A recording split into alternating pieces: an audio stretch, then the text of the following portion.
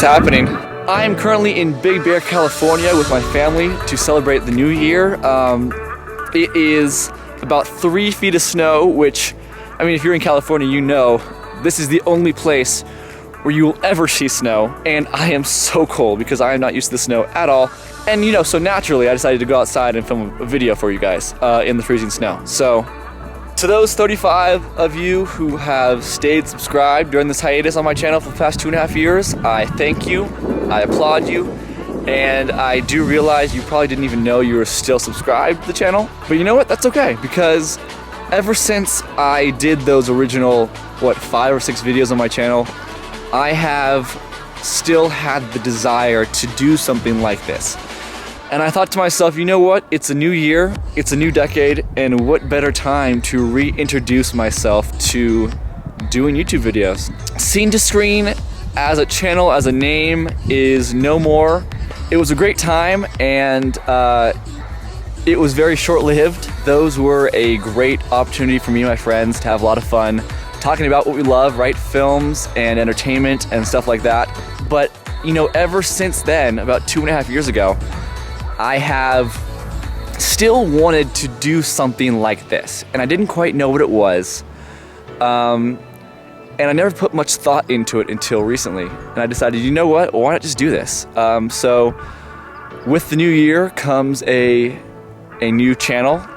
Don't get me wrong, a lot of the stuff on this channel is going to be filmmaking stuff. I myself am a writer, I'm a director, I'm a filmmaker, so a lot of the things that we're going to be covering and doing on this channel are going to be revolving around film and movies and video games and entertainment and stuff like that.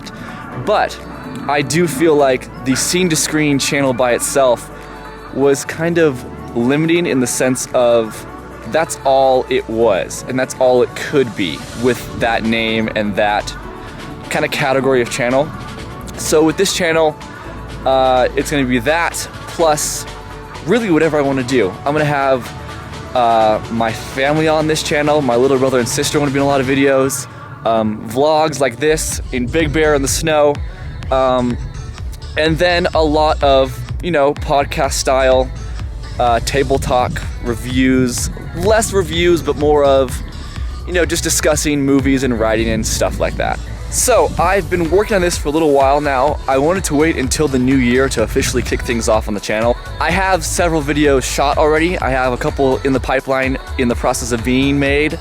And I have a lot of cool ideas that I am personally very excited about. And I hope that that excitement transitions over to you guys and you guys can see that and you guys can have a good time as well. So without further ado, I thought, you know what, it's the new year, it's a brand new channel, why not start off with something classic, something I've been doing for a while, and that would be my top 5 favorite films of 2019. So starting at number 5, I would have to go with Joker. And I know this movie, though very highly praised, has a lot of controversy about it because people are, you know, different spectrums of the violence and the psychological-esque debate. I'm not going to get into that right now, but Joker is my number 5 spot for 2 very simple reasons, actually. Number 1 is Joaquin Phoenix's portrayal of the Joker. His performance was amazing. You know, the debate has been if Joaquin Phoenix's Joker could rival or potentially beat Heath Ledger's portrayal in 2008. And while I think Heath Ledger brought something very, very distinct and kind of untouchable to the role, Joaquin Phoenix's portrayal is so different. And while the mental torment is still there and still very obvious in the character, it's fresh and it's new and it's done so well. And the second reason being that the writing, I thought, was fantastic. And I mean, you know, predictable. People knew he was going to be the Joker at the end, so it wasn't like, oh my gosh, he turned into this big bad guy all of a sudden. We knew it was coming, and I thought that slow, you know, spiral down into chaos was written so well. I was fully invested in the movie the entire time, and I thought it was one of the best of 2019. All right, number 4, and I'm going to go through these pretty fast. I'm not going into full in-depth reviews of these movies. I'm just going through them pretty quickly just to let you guys know what I liked about them and why they're my favorite of the year. So number 4 for me would have to go to Marriage Story. I watched this film the day it came out on Netflix a couple weeks ago, and man, if I can give one reason why it's in my top 5, the writing is unparalleled, and the honesty, the rawness, and the realness. I mean, off the top of my head, there's 2 standout scenes that are both a monologue and the 2 main characters just having an argument. And there's one thing I've noticed in the modern, Hollywood blockbuster age is when 2 characters start to have an argument, a lot of the time what will happen is one character will say a quick one-liner or a short jab, and it is met with silence. And then either a character walks out or stomps out or drives away, and it's just done. And the rule is try to be as efficient and get as much out with as little writing as possible, but sometimes it can be kind of seen as a cop-out. And one thing this film did so well is, especially in the argument scene, they go at it for a good 6 minutes, maybe 5 or 6 minutes, back and forth, each hitting each other with line after line of just really, really honest and real dialogue that perfectly hit exactly what the character was trying to convey and what they felt. They kept going through it, and they hashed out exactly what they were feeling until they hit rock bottom, and I thought it was incredible. So that's why it's number 4. All right, number 3, Ford v Ferrari, man. I saw this film 2.5 weeks ago, and I was not expecting what this film offered.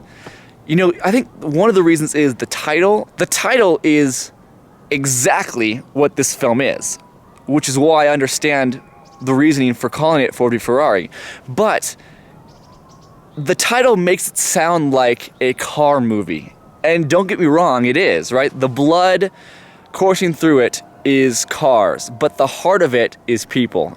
If I had to use one word to summarize this film being in my top 5, it is chemistry. Christian Bale and Matt Damon are so good in this. I mean, when are they ever bad, right?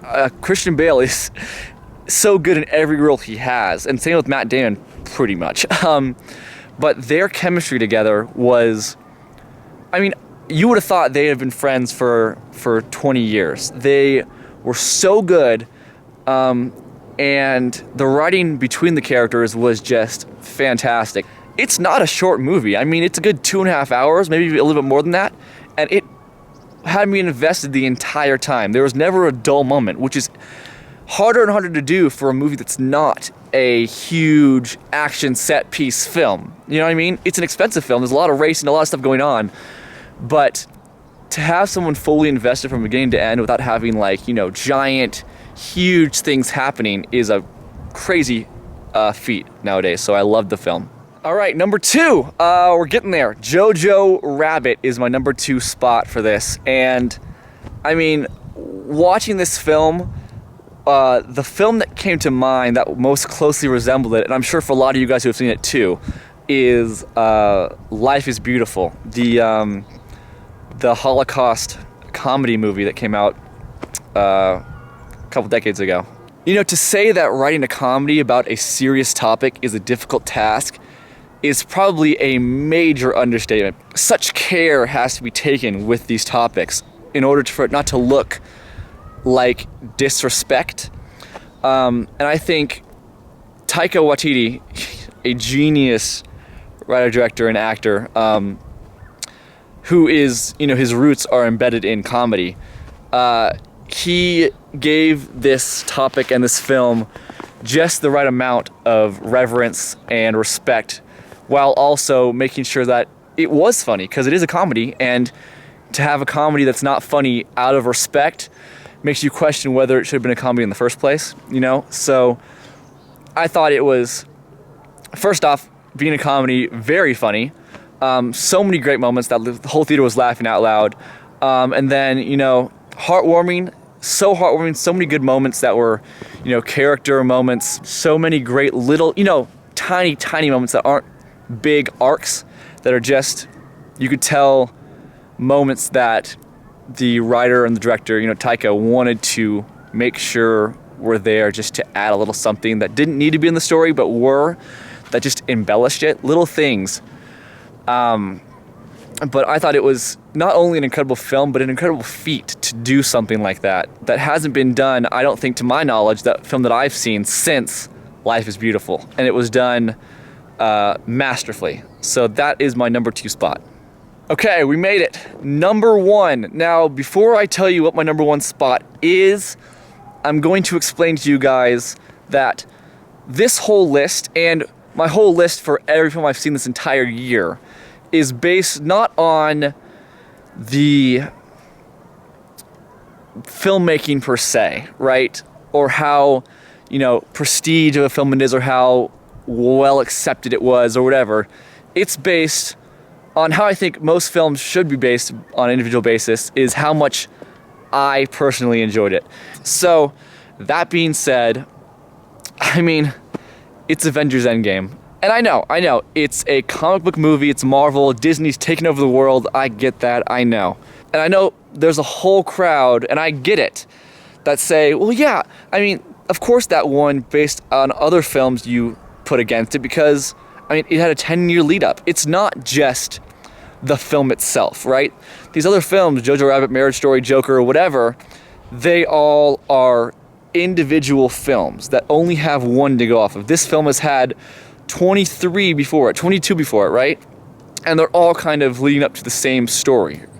So it's kind of not fair. I think, rather than looking at it as an unfair bias against other films, you should give it props to them for saying, okay, they decided they wanted to play the long game and plant those seeds over a decade long. And having something like that pay off in the end, where Avengers Endgame was a film that delivered on so many fronts and didn't make you feel gypped, or make you feel like it was a cop-out, or make you feel like, what a waste of time because nothing actually came to fruition out of these 10 years.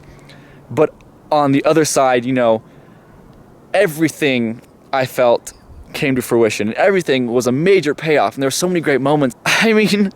That's what a film experience is supposed to be about, right? But judging them solely off of my personal enjoyment of the films, Avengers Endgame was my favorite movie-going experience, my favorite altogether film movie experience this year, and that's why it's my number 1 spot. So yeah, altogether this year I saw 106 films. 57 of them were from 2019. I know going farther down top 10s, I had 1917 was on there, fantastic film.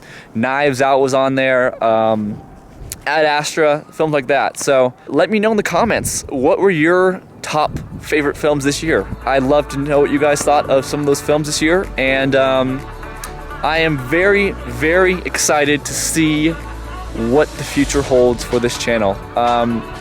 Less boundaries, more what I want to do when I want to do it, and I hope you guys are along for the ride, and I hope it's a good time. Until next time, guys, it's been Austin, and I will see you on the next video. Peace out.